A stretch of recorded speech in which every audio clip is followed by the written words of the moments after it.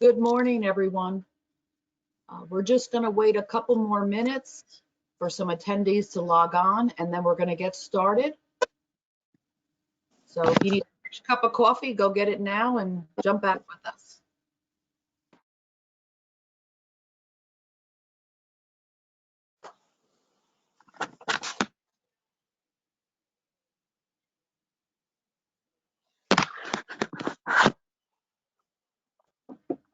Okay, we're going to get started this morning with the CFO Focus, post-election update, planning, and market trends. And I can't believe it's March 10th, 2021. So let's get started.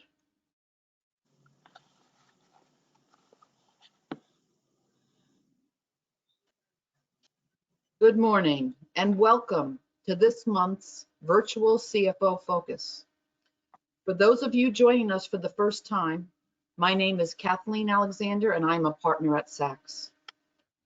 Through the CFO Focus seminar series, we strive to bring timely business advice on the issues facing CFOs and other financial managers. There are a few housekeeping items that we need to take care of before we get started. First, the webinar is being recorded and the slide deck will be available within 24 hours of the seminar. Second, if you have any questions, please feel free to type them in the chat box and we will try to get to them during the presentation. And finally, if you are attending and would like to get CPE credit and certificates for this presentation, please print out the handout in the download the form in the handout section of the web software and return the completed form to our HR department, whose address is on the bottom of the form. After you submit the form to us, we will follow up and send you a CPE certificate within a week. So before we get started, I always like to share good news about Sachs with you. I'm pleased to say that Sachs was named the top workplace by NewJersey.com in the mid-sized category and also recently named as the 2021 Best Accounting and Tax Firm by Forbes. We also just released our 2020 year in review, which recaps our recent accolades, internal achievements, leadership through the pandemic, and much more. So if you didn't get it, you can go to our website at sacsllp.com to review our most recent publication. So today I'd like to introduce our presenters. We have Jeff Mortimer and Andrew Maldonado. Some of us call him Drew. Good morning. Morning. We're going to discuss post-election update and planning based on the current market trends.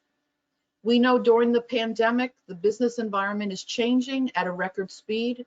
It's important to understand that the changes so that we can make the necessary adjustments from both a personal and business perspective.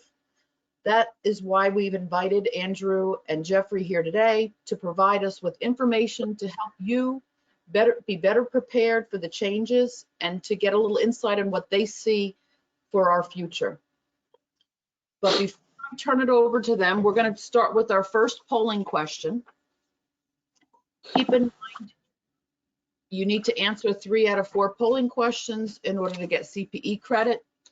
The first question is, what is the name of the Sachs new podcast? We just rolled it out a couple weeks ago. We're trying to deliver updated information and through various social medias. And what is the name of our new podcast?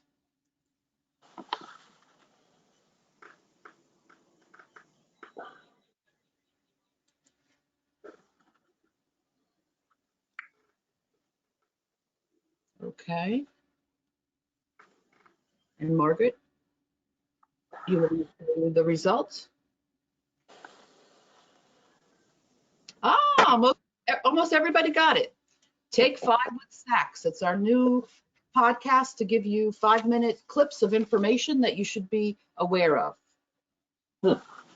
And with that, I'm going to turn the presentation over to Drew to get us started. Good morning, Drew.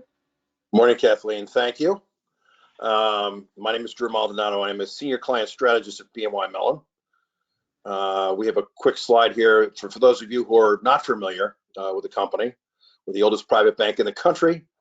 We were established in 1784 by Alexander Hamilton, and we are primarily in two businesses, in asset servicing and asset management. We take a team approach in providing advice on financial planning, estate planning, investment management, loans and mortgages, and trust services. And I am part of a national practice group that focuses on business owners. Today, I have as our special guest, Jeff Mortimer. Jeff is the Director of Investment Strategy at BNY Mellon, overseeing $260 billion in client assets. Jeff has a very interesting and important role in that he oversees the Investment Strategy Committee, which is responsible for determining asset allocation for the entire company. Jeff has been seen on CNBC and Bloomberg and other periodicals. And with that, I'll hand it over to Jeff. Drew, thank you very much. Always a pleasure to speak to groups. I normally spend about 110 days on the road. I have not traveled from this little home office in over a year. I'm looking forward to that changing, hopefully relatively soon. I do try to offer perspective on markets, and of course, this presentation will really focus on policy issues out of Washington, perhaps changes that we see forthcoming. Let's talk about also, of course, where we are in an economic and market cycle. I think that is important for business leaders as well to understand kind of where we may be, and as the economy does reopen, how long might that last? How might policy change through time? So I'd love to touch upon all of those things. We certainly have a lot to cover. I look forward to an interactive communication during this process, so please begin your questions as well. Why don't we go to the first slide and we can dig into just seeing in some form of Biden's policy platform. Again, I want to forewarn that I am neither Republican nor Democrat. I am just here to interpret sort of what comes out of Washington and how we should prepare ourselves for it. Certainly these are Biden's policies, and the other warning is, a wish or a hope is not a policy. It can take a lot of work to get through House and Senate, especially as both houses are very tightly contested. And I would even say that as you get to midterm elections, whenever one party has held all three branches of government over the last 30 or 40 years or so, they have lost the midterms. So for those of you who are unhappy with the current situation, history says just wait a bit and it will change. Americans are very much, at least over the past few decades, have very much been wanting balance in Washington. So we'll certainly see. But economically, Biden, has really great infrastructure, jobs. I mean, this is an issue where we're getting the 1.9 trillion vote, I believe it's today, and then we'll go to Biden's desk for signature. He wants to increase minimum wage. That was not in this bill. And of course, he strongly supports unionization. So again, these are just issues, Democratic platform issues, of course, but Biden really running on these as well. Let's look at from a tax standpoint. Of course, higher taxes seem to be coming. Wealth tax even brought up by Elizabeth Warren. Our belief is that has a very low probability of gathering any steam, but certainly has people's attention, at least in the near term. Biden has really focused on that payroll tax marginal rate increase for those earning over the $400,000, and also going after the corporate rate. 28% is something that he sort of has mentioned in the past. We at BNY Mellon think that 25% is perhaps a fairly interesting meeting point, but we'll have to see what happens. Biden has also talked about raising a capital gains tax. Again, we'll have to see at that one as well. Very difficult to potentially do, and may have ramifications for capital deployment throughout the business stack, throughout the business issue. So again, we'll have to see, but certainly, we have to think taxes are going higher, perhaps more measured than a lot of people think potentially, but certainly the path of least resistance is up. Healthcare, again, all presidents sort of come in with this. Healthcare, Affordable Cares Act, all these types of things, lowering drug prices. Most presidents over the last 20, 30, 40 years have these same bullets. So we'll have to see how that takes place. It is a large portion of our economy, of course, and more to come on that. Trade, he seems to be a Trump Jr. a bit as far as China is concerned, although seems to be will go through more traditional methods and may rely more on our allies instead of kind of going it alone. Certainly China is, I think, an issue. Trump opened Pandora's box, really exposing China and some of the things that they have done from a trade perspective, unfair trade perspective. And I think that is sort of the cat is out of the bag. And I think regardless of who is president next and next after that, I think a continued tougher approach to China is now in the cards. Big tech and regulation, again, this is bipartisan. A lot of these firms are quite large, I think, in Washington's eyes, and perhaps have too much power. And I think we will continue to see regulation. I think, again, Pandora's box here, regardless of who is in power. Certainly Biden much friendlier to energy and climate, especially climate change, not necessarily to oil. You've seen what happens, what has happened to the price of oil under Biden. Certainly some of that is supply and demand issues. Under Trump, of course, with the pandemic and demand falling off for the price of oil, you are seeing some price rising over the most recent time period. A lot of that is the reopening trade. Many people sort of blaming Biden. I think presidents get too much credit or sometimes blame for these things that happen underneath them. But certainly Biden is a much more of a friendly climate change. You're seeing companies that are in renewables do extremely well, including solar, wind, and those types of things. And I think that is here to stay under a Democratic regime.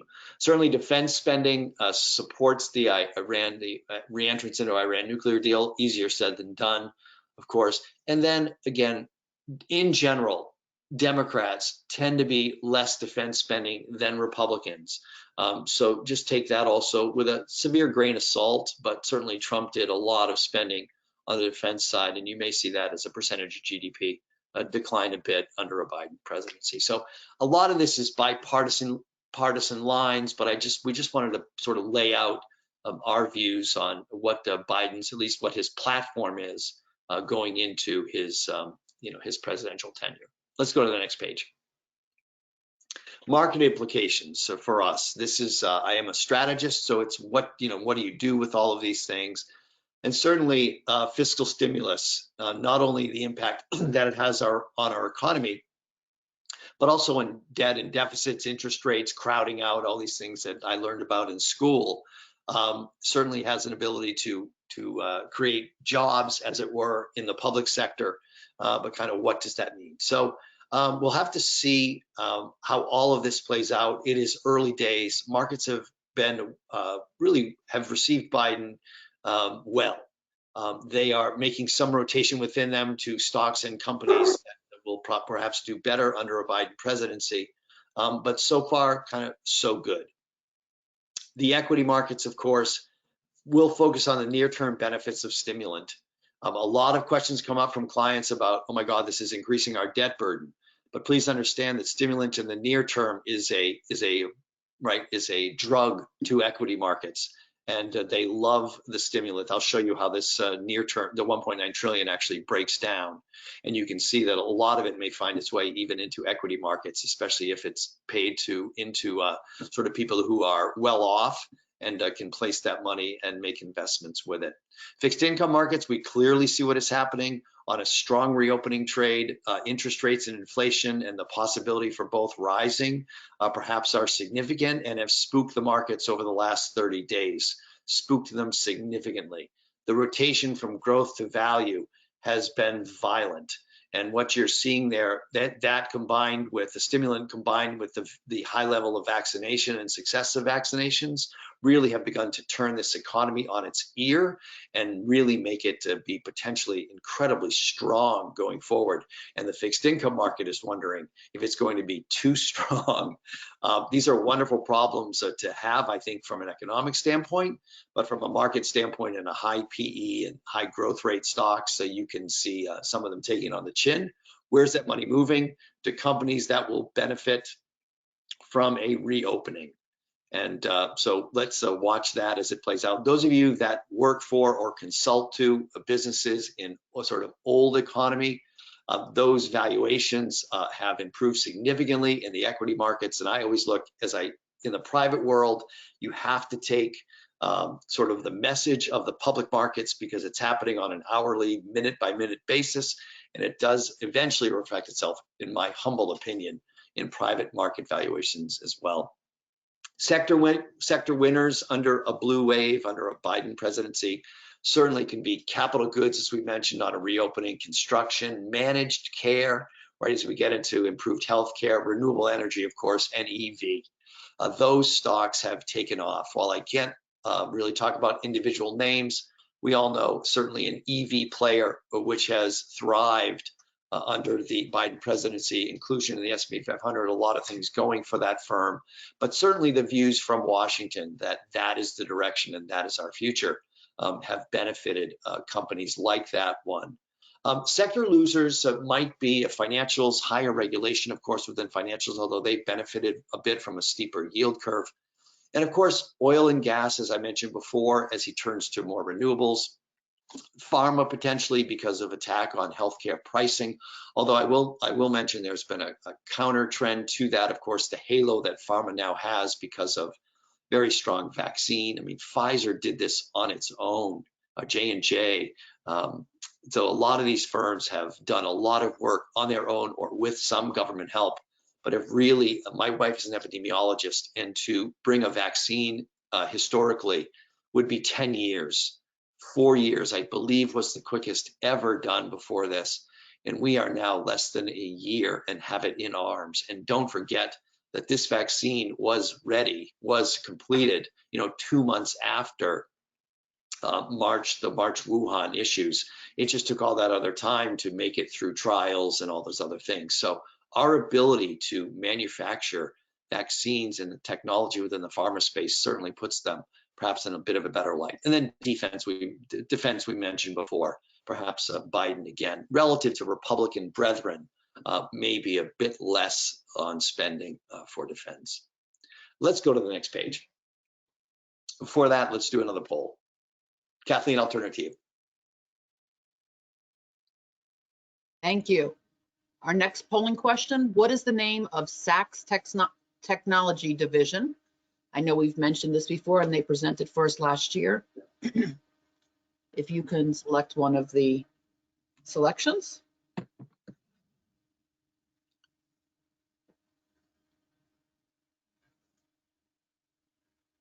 And we are in process and we're over 90%. So why don't we go ahead and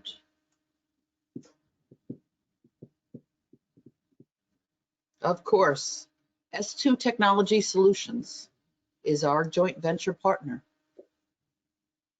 So before we move on to the next section, Jeff, you gave us a lot of really good information, but with all of that, everybody keeps asking, when do we think the feds are going to increase interest rates and how high will they go? And maybe give us an idea of the next 6 months to 18 months. What do you think? But I think rates, the Federal Reserve will stay locked and loaded down at extremely low interest rates. Certainly the rise in the 10-year over the past over the past month really has the market spooked, but the Fed has really been adamant that they will continue to keep rates extremely low, continuing their bond buying, purchasing, and increasing the size of their balance sheet. So I try to, I look out 12 to 18 months. The analogy I give is driving your car at night and you look out to the edge of your headlights, right? That's the best drivers are looking out to the edge of their headlights. And then as you drive down the road, that extends. So you're able to always see down the road. If someone asks you, what does the road look like 2 miles from now? You can answer to them, I don't quite know yet, but we'll know when we get there. And as I look out my headlights today, 12 to 18 months out, I see the Fed continuing to be a docile animal. Everything that Powell has said, even the fact that he will let inflation run a little bit hot. Don't forget, 2% is not a ceiling for there. It is a target. It is an average target over a full economic cycle.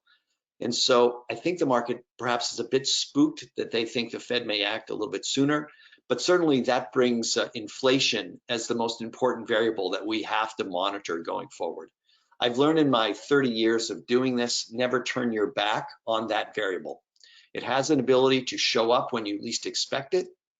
Although I will talk about there are some major downward disinflationary themes that continue globally, including demographic trends. We did not replace ourselves in a generation, and so demographic trends are disinflationary. Technological trends are disinflationary. Our ability technologically to supply goods, to have manufacturing and warehouses that have an ability to supply an amazing amount of goods in a very short period of time. Remember, inflation happens when too much money chases too few goods. So if you have an ability to manufacture a lot of goods, it's disinflationary. Technology also, our ability to price shop and to price compare is also disinflationary. Very hard to raise prices at one company without your consumers knowing it and knowing that other companies aren't doing it. So all of these things put downward pressure perhaps on inflation expectations and inflation itself. And that again, I think, brings us back to the Fed and interest rates. I think we're in a good window here for continued low interest rates globally, but inflation to me remains the variable. And maybe when we're out 24 or 36 months from now, inflation begins to become a problem, and therefore the Fed will have to take the punch bowl away, bring us to soft recession. But again, as I look at my headlights today, I continue to see a low inflation, sort of as far as at least the headlights can see. Great. Thank you very much. Sure.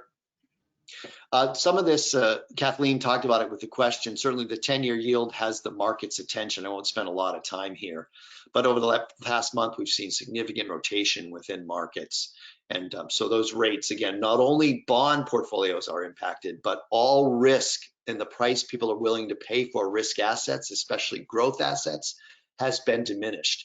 Those of you that are CFOs or consult right into that company that has high growth prospects, understand that the market has not been favorable to you from a valuation standpoint over the last month. It's really been a catch up from old, sort of old economy to new tech. Not that there still isn't a large valuation gap there, but certainly that gap has closed over the past month. Let's go to the next page.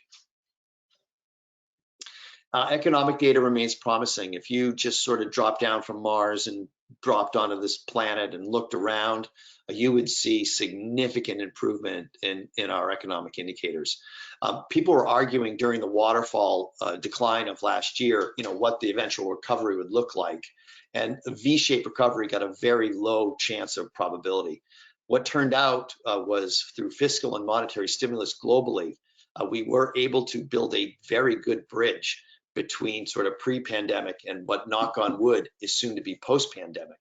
So I think the combination of a strong vaccine rollout and very strong reaction from governments and central banks around the world really did lead us to a V-shaped recovery.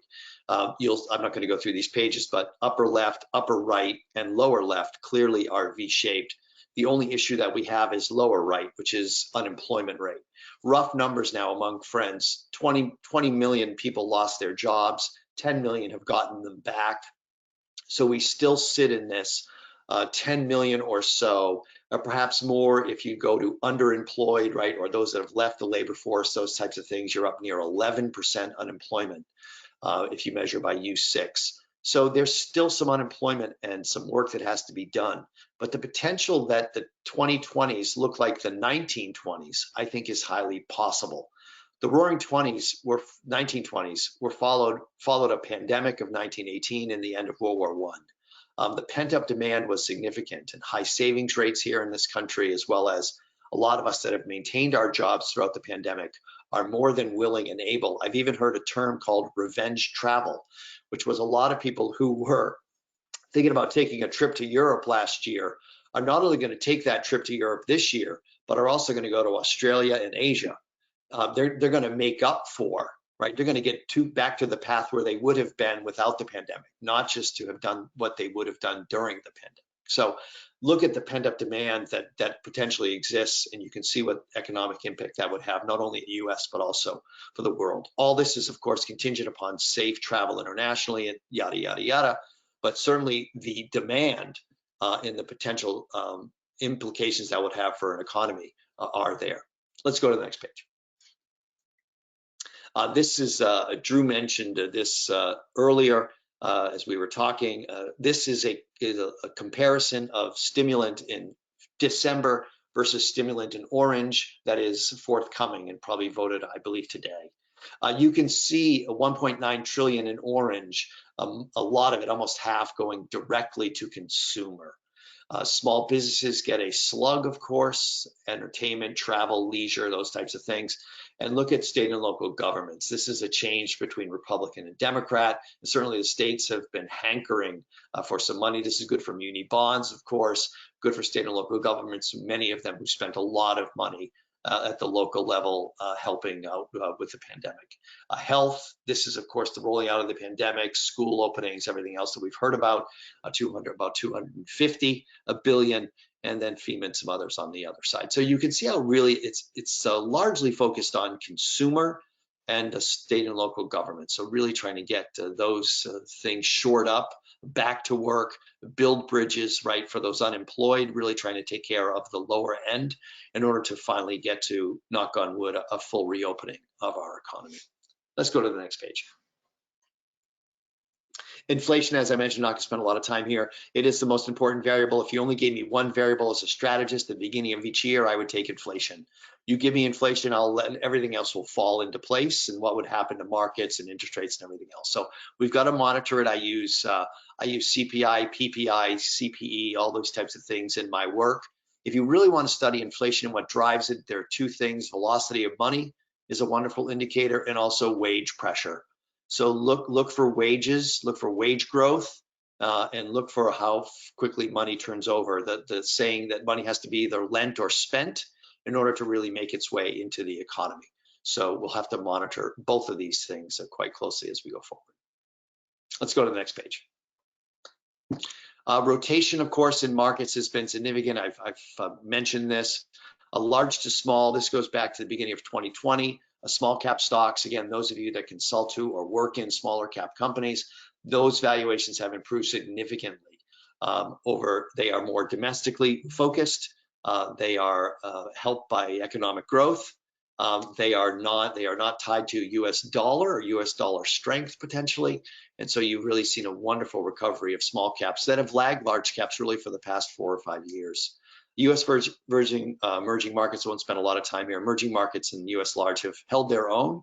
And I think emerging markets continue to be a very good investment going forward after having been a laggard for the last 4 or 5 years. Next page, please. We'll get to growth value here, both in large and small cap. Think of new tech versus old economy. Look what happened in mid-February, where you really see dead heated. This is from the beginning of this year, 2021. Value crushing growth, not necessarily by value going up, but by growth sort of giving up the ghost, both in large and in small cap as you look to the right-hand side of the page.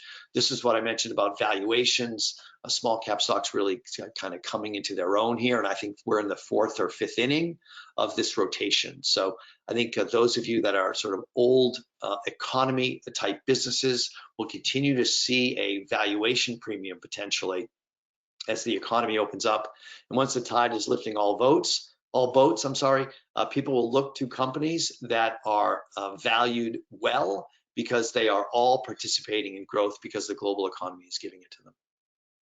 I think we have a poll on the next page.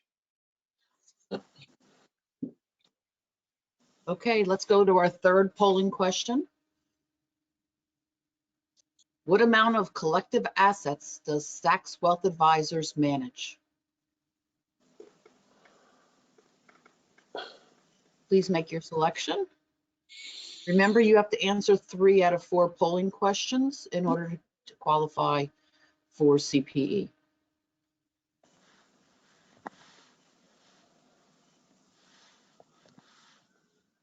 Okay, we'll just give it a couple more seconds to see if get some more people to register. Okay. And the answer is, for those of you that know, 1.4 billion, 78% new. Great.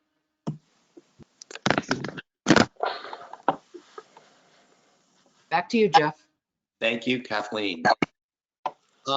We'll just touch quickly on markets and how they move through time. I always take these kind of charts with a grain of salt, but they are informative because they go back so far in time and really help us understand how markets move and what their personality tends to be as they age. First year off a low is on the left-hand column. You'll notice 42.2 is the total. This goes back to the 1950s when you have a bear market or market correction bottom.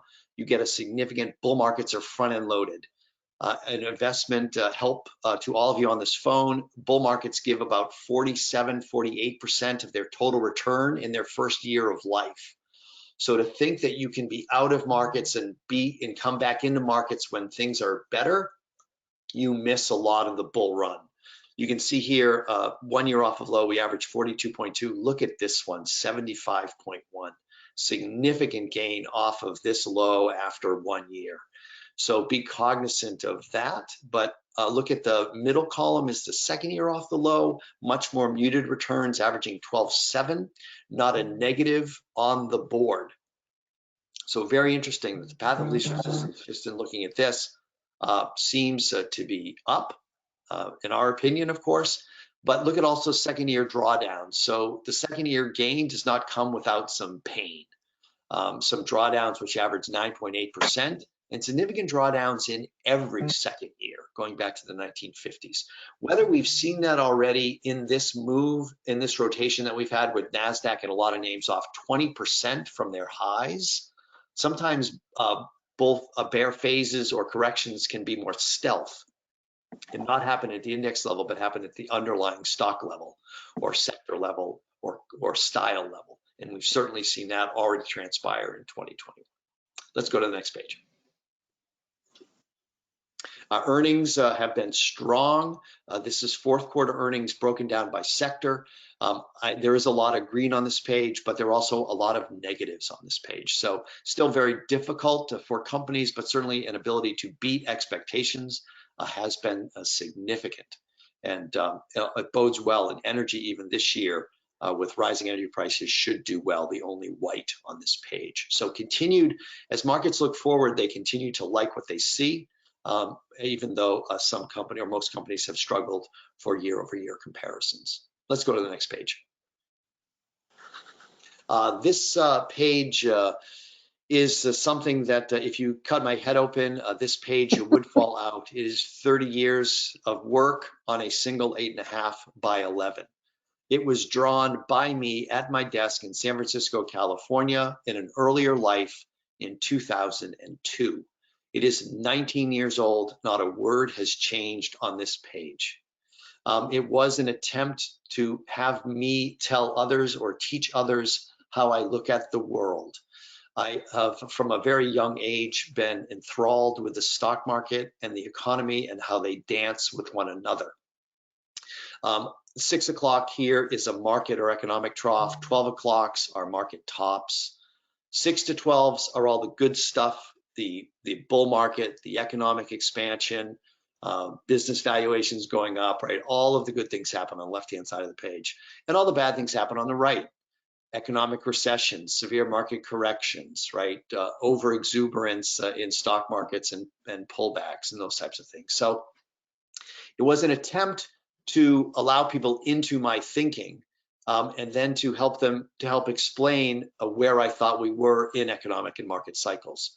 The outermost lettering that you see, the black lettering on the outermost circle, are economic markers as you move around an economic cycle. I am not an economist. I have always followed markets, and I only studied economics in order to understand how markets move. That's all that I really care about. I want to make money for our clients and have them properly positioned around economic and market cycles.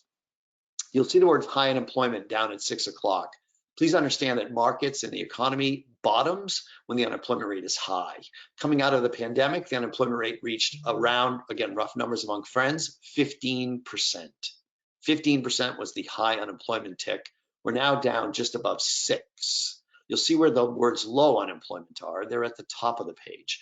When you move from high unemployment to low unemployment, understand you're walking up the left-hand side of the page, and that you have a market which will rise in price. You understand that the unemployment rate has the boardwalk and park place of real estate on the page. It has the ability by itself to determine which direction the economy is moving. It is a lagging indicator. Please, you cannot use it to time markets necessarily or time the economy, but it has amazing ability to tell you in which direction it's moving. This data is released the first Friday of every month, 8:30 Eastern. You can bet that I'm at my desk, or used to be at my desk, taking notes. Rise commodity prices, inventories decline, profits accelerate, capital expenditures go up at 9:30. We'll touch on that one in a second. Rising inflation, there is that bugaboo there, and rising rates by our Fed to tamp down inflation. That's how bull markets typically end. This bull market, again, the Fed has reiterated many times that they are in no rush to raise rates and see any inflation that they would see in the near term, they consider to be temporary. So we'll have to monitor these things going forward, of course. But from an economic standpoint, you can see looking at these variables. And by the way, 7 becomes 1, 8 becomes 2, 9 becomes 3. There's symmetry in economic cycle. You just have positives on the left-hand side of this page, and of course, they're negative on the right-hand side of the page. So our Fed continues to believe that inflation will be temporary and is in no rush to raise interest rates. And if they're in no rush to raise interest rates, that bodes extremely well, at least historically, for a market that will continue to move higher through time. Not without some achida, as we talked about on the prior pages, but certainly to me, the path of least resistance within markets continues to be higher.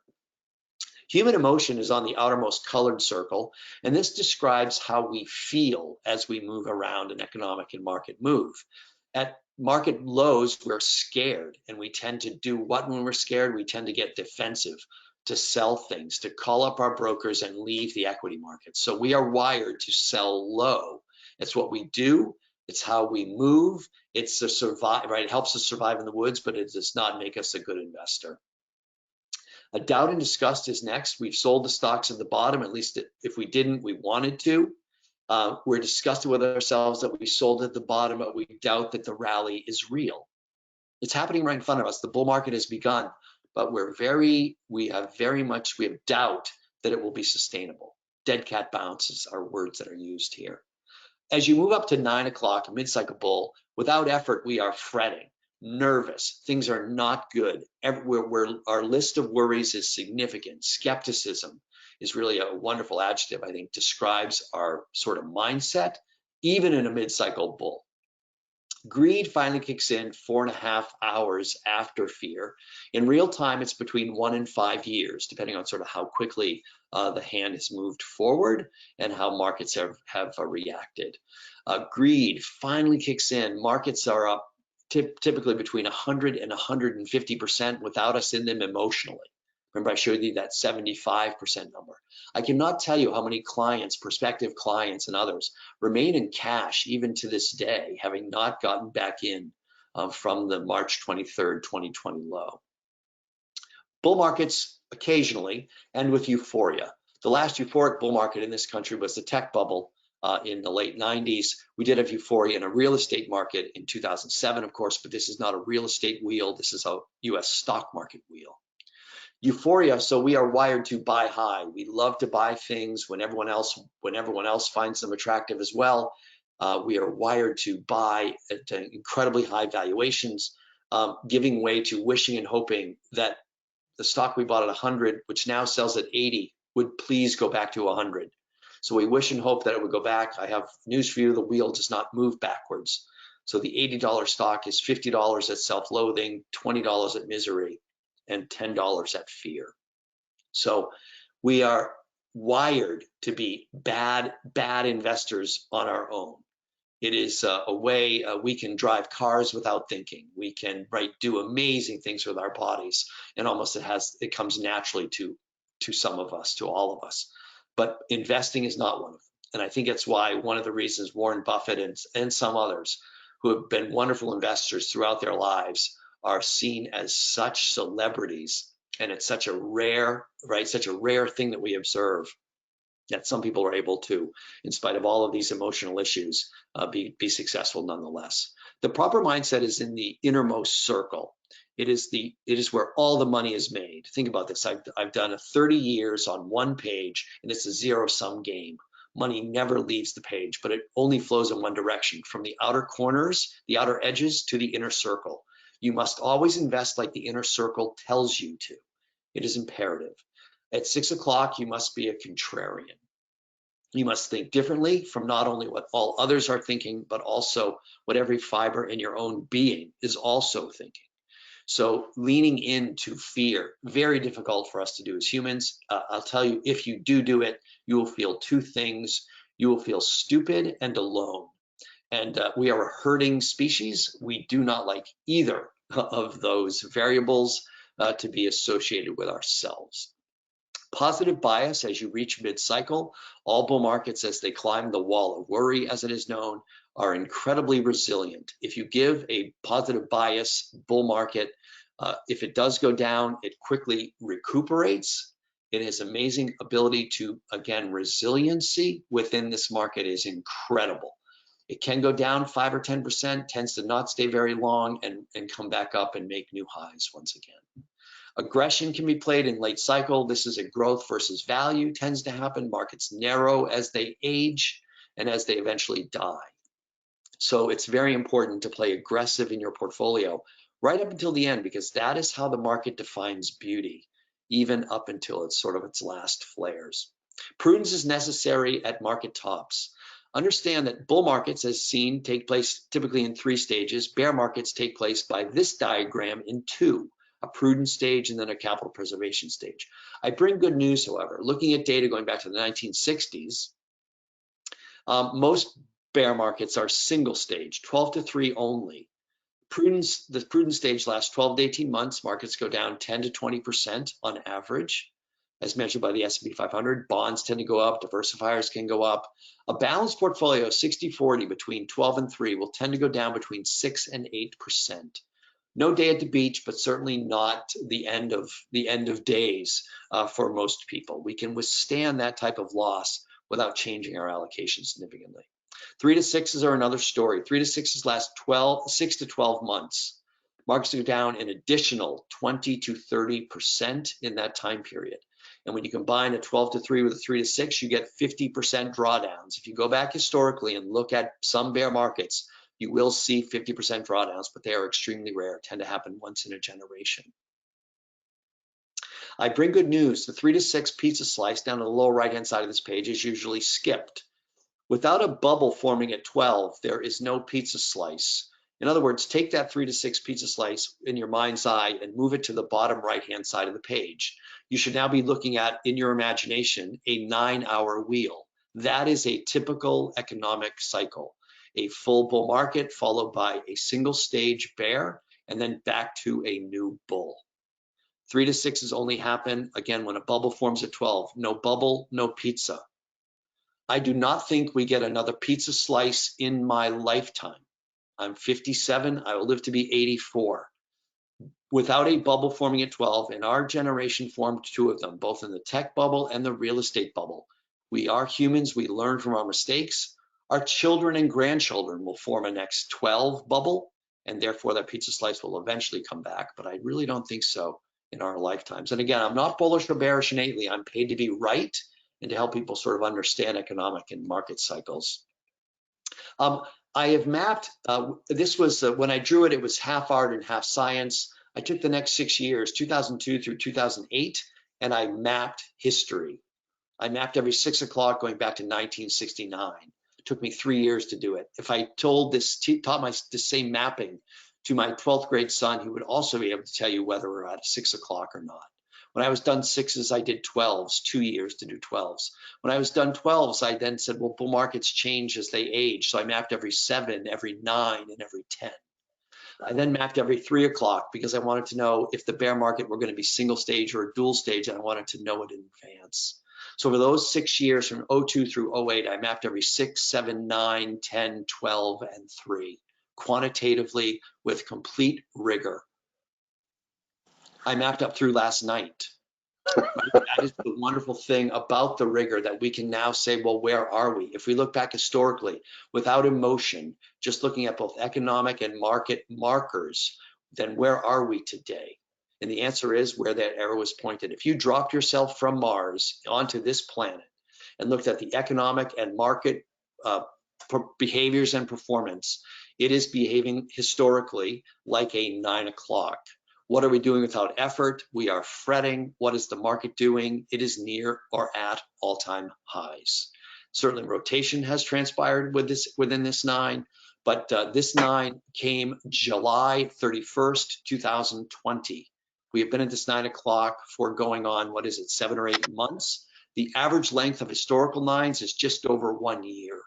They are bullish. They broaden, right? This 9 o'clock is behaving exactly like other 9 o'clocks have historically, and continues to have us well positioned for our clients. And again, believing that the path of least resistance continues to be higher. Let me take this to a business owner perspective. The only words that have been added to this page are those in capital letters: the sell at 10:30, the protect at 1:30, and cheaper capital borrow to buy or build down at 6s and 7s. This is advice to business owners and those that consult to business owners, or those that manage even large and small businesses. Selling one's business you should be doing when the capital markets are at 9 or 10 o'clock. P multiples paid for companies that are not in the public domain, mirror those in the public domain. In other words, I went back and looked at multiples paid for business transactions outside the public domain, and it looks like an EKG. It wiggles like this, and then it's a spike, multiples. Wiggles like this, spike, wiggles like this, spike. Every single spike corresponded with this wheel being at 10 o'clock. So very significant. What the public market can signal for valuations is incredible, in my opinion. And therefore at 10 o'clocks, if one is thinking about selling one's business, one should. This SPAC work, the IPO, right? All of these things, these are companies selling themselves, right? Especially the IPO markets. And it really shows you these happen in 9s and 10s. And here we are at a 9 and 10, and the IPO market again beginning to heat up, as well as SPAC market. Protect your business at 12. One does not know as a business owner whether you're going to have a single or double stage bear. And so protecting one's business at any 12 o'clock signal is imperative. Cheaper capital to borrow or build. This is what business owners should be doing down at 6s and 7s, going after competition, borrowing money, merging with others, right? Buying assets, whatever the case may be. It's imperative to do so early. The interest rates are low and the prices paid are extremely low. We tend to do that as business owners at 9:30. I mentioned the capital expenditures increasing. Think about that's when that tends to happen, because business owners finally have enough faith that the economic recovery has enough staying power that they're willing to put capital to work for longer term programs. Think about how much better rates you would get and valuations you would get if you were doing that years earlier. And so even if you don't have a dime invested in the equity markets, just knowing what time it is can help you strategically either give advice or implement advice within a company, depending on industry and everything else. This is, of course, a 30,000-foot view. But it really helped a lot of people with our clients, especially on when to sell their business, when are multiples at a maximum, and when do you sort of withdraw and move from sort of client to investor. Why don't I stop there? Jeff, can I add something really quick to that, Jeff? But I'd love to. Go ahead, just one little thing. I know we have some questions, and thank you for giving the business owner perspective around the markets, and it's impressive work. The only other thing I usually add here, and you'll know this when I say this, Jeff, is we don't typically use this impressive work that Jeff's done as a market timing vehicle, more as an asset allocation tool. I just want to make sure everyone understands that, because when they hear clock and time, they go, oh, then I buy and then I sell, and it's not, that's not what it's intended for, right, Jeff? Is it just to clarify that point? It is a tilting tool around a strategic allocation. Yeah, it can help understand when to add risk, when to subtract risk, when to do all these things strategically. Yeah, this is not, please. It can be very dangerous to one's health to rely on an indicator or even history, right, to be a perfect rhyme, but it's an input to our committee. It's something that the committee takes under its jurisdiction, and really a map of history is really the best way to describe it. And it's used to tilt asset allocation through time. And there have been studies done that advisors add a lot of value, as I think we would. I'm sure the Sachs advisors would tell you the same. That counseling people through the ups and downs is a big part of what the value add is. As financial advisors, there was an outside study done that people are fairly well know, the Vanguard study, that was suggesting up to 3% can be added if advisors are doing a good job with things like that. And half of that 3% was counseling people through cycles just like Jeff described. The human emotion part of this is undeniable, and it plays a big factor in whether you view what's going on with your investments as successful or not. So that's and the Dalbar study is the opposite, where if you let your emotions drive returns, you're losing 400, 500, 600 basis points per year by making bad decisions upside down from what the wheel would be telling you to do. Yep. Right. Well said, Drew. Thank you. Kathleen, I don't know if there's any questions. A couple of questions. One I have is based on the diagram you just went through, and based on the stimulus package that you showed the buckets where the money was going to go. This bucket was consumers. How do you think consumers are going to spend that money? I know we talked about people taking the stimulus checks the last time and just saving them. That doesn't necessarily help the market. Where do you predict that money's going to go? So I've looked at some survey studies because I'd just be guessing, but I've looked at survey studies, and those that are on firm financial footing, half of them are going to put that money into the stock market. So they're going to invest it. And I think others that are not on firm footing are going to use it for things like food security, right? I mean, it runs the gamut. Food security, job security, rent, the basic pay down debt, right? All those types of things that I think you get from soup to nuts about how people will utilize it. But I think, Kathleen, you bring up the important point of, as far as this wheel is construed, it has the potential to help capital markets, right? You're getting that stimulant, as I mentioned before, is first liquidity goes everywhere. I love the word liquidity because I think of the word water. And when you provide liquidity to an economic system, it's used for everything, including into asset prices, including Bitcoin, including stock market, index funds, active funds, ETFs. I mean, it will come everywhere. And so I think that bodes well for economic recovery, of course, but also for asset prices, valuations potentially to continue to expand, and also for the individual investor to get a chance to participate in early days to become an investor instead of a saver. The millennials have been criticized for being savers, not trusting the markets. And maybe this is a way that they can become lifelong investors. So I think that's a good thing, but certainly I think money goes everywhere. So before we move on, because I do have some more questions, let's just do the last polling question so that people that need CPE can chime in.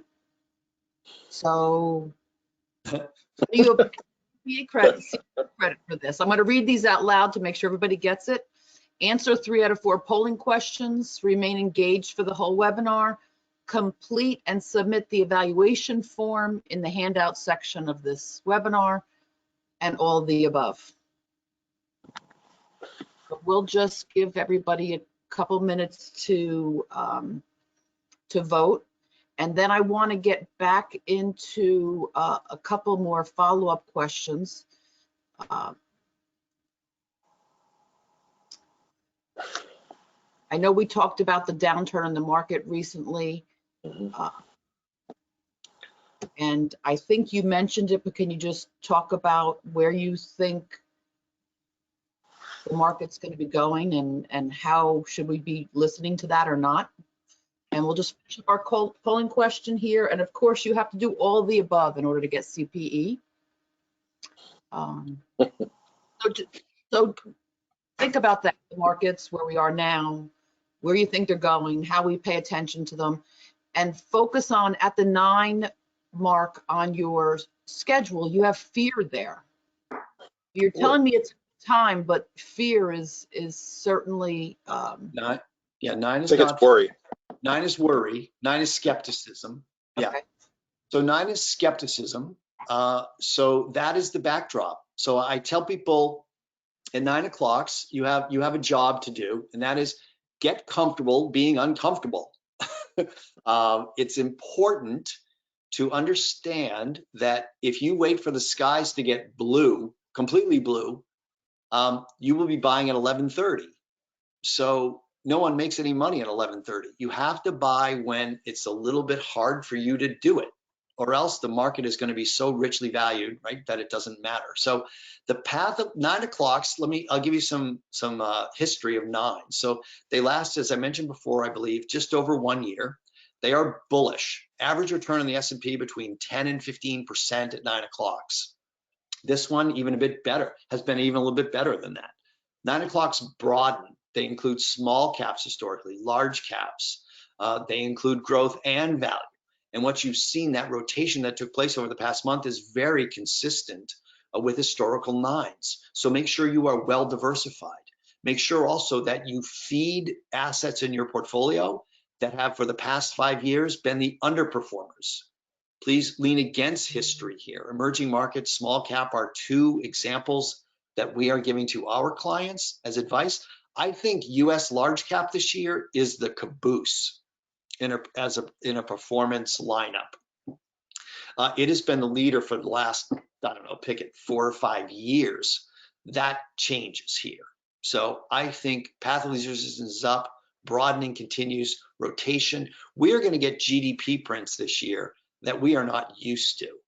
Markets fully anticipated it, but 10%, high single-digit GDP prints are coming, quarter over quarter, year over year. It's got right. It's an unfair comparison, of course. That's just how the math is done.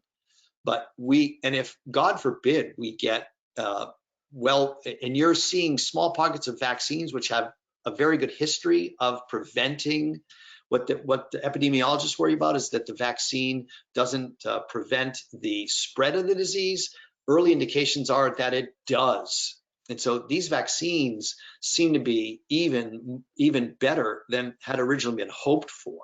And if we have the ability to, in very short order, NBA has announced, I think, a full season. Northeastern University in Boston just announced regular schooling in the fall. I mean, you are starting to see a lot of these entities begin to look at the future and like what they see.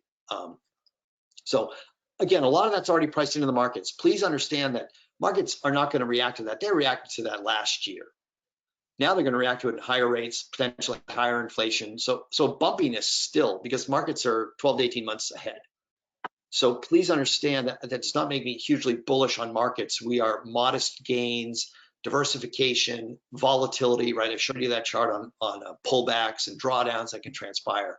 But I think the path of least resistance, I would be buying that weakness when it comes and into diversified assets in the risk portion of my portfolio. And Jeff, to put into context, right, we have a 5.5% GDP outlook for the entire year, right, which may be adjusted. So that tells you what we think the second half is going to be like. And I think people struggled with that. If one could add one other thing, people struggled over the last year with understanding where difference between private and public markets. But I think Kathleen, they really, and this is going to continue to be a narrative, is the liquidity, the enormous amount of liquidity between fiscal policy and Washington has been tremendous. And I don't think people understood how that would play out. And that's going to continue to play out, I would think, Jeff, right, with the stimulus package passing, the savings from last year being 1.5 trillion in net for U.S. consumers. So that liquidity tidal wave is a monster. I think the only issue here, especially if an infrastructure plan comes next, is that it's too much firewood on the fire, and you might be seeing markets, especially in the fixed income markets, overreact or reacting by pushing yields higher, which puts downward pressure potentially on high multiple names. Well, guys, this has been so exciting. I really appreciate you spending the morning with us. I know that we're all still at home, but you've given us some positive outlooks that this will change and we will pivot and be better off because of the knowledge that we've gained during this time. So thank you for your time and your efforts. I really appreciate it. And for those of you that want to have any other questions regarding COVID loan programs or loan forgiveness, remember we have that section on our website where we're trying to give you updated information as things change. We are watching the stimulus bill that's being voted on today. We will give you updates on what the bill is about and who it's affecting in the future, so stay tuned. And thank you all for joining us today, and I look forward to seeing you in the future. Thank you. Have a great day. Bye, Drew. Bye, Jeff. Take care. Bye, Kathleen.